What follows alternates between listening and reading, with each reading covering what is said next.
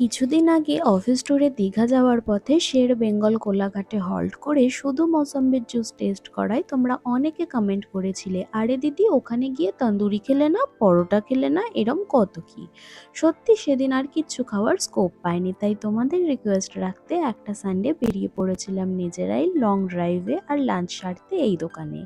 গিয়ে পছন্দ মতো খাবার অর্ডার দেওয়ার পর এক দাদা এই ব্যাট পাঁপড় আর চাটনি দিয়ে যান, জিজ্ঞেস করতে বলেন আমাদের খাবারটা বানাতে যে টাইম লাগে সেই টাইমে যাতে আপনারা না বোর হন তার জন্য এটা টাইম পাস। খুব ভালো আইডিয়া। আর এই টাইম পাস করার কিছুক্ষণ পরেই চলে আসে আমাদের প্রথম আইটেম চিকেন ললিপপ।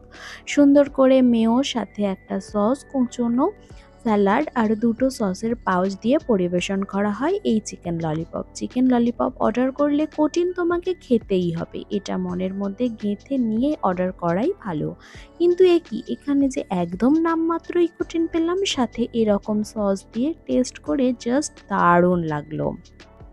তোমরা কি কখনো গেছো এখানে? গেলে আমাকে অবশ্যই জানিও।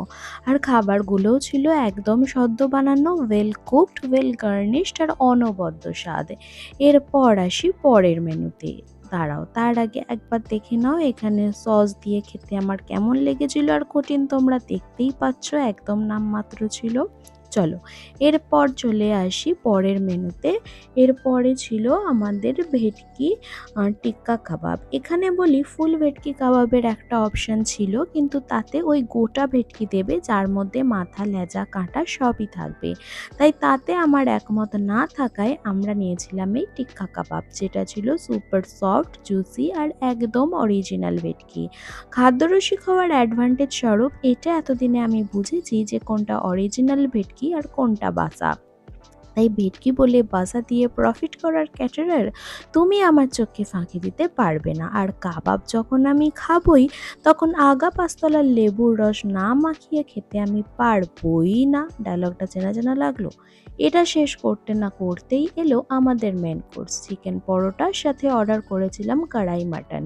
কিন্তু আমরা জানতাম না যে চিকেন পরোটার সাথে রায়তা আর চানা মশলা দেওয়া হবে, জানলে মাটনটার অর্ডার করতেই হতো না। যাকে চিকেন পরোটা আমি এর আগে কখনো খাইনি, একদম প্রপার পাঞ্জাবি স্টাইলে ঘিয়ে চুপচুপে মাখানো এই চিকেন পরোটা খেয়ে মনটা একদম স্তম্ভিত হয়ে গিয়েছিল।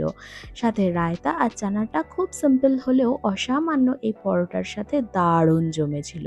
তবে এই পরোটা শেষ করে কড়াই মাটন টেস্ট করার জায়গা আমার পেটে আর একদম ছিল না।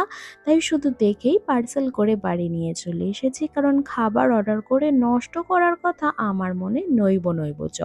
সব মিলিয়ে দারুণ খাবার, দারুণ টেস্ট, আর তার থেকেও বড় কথা হলো সবগুলোই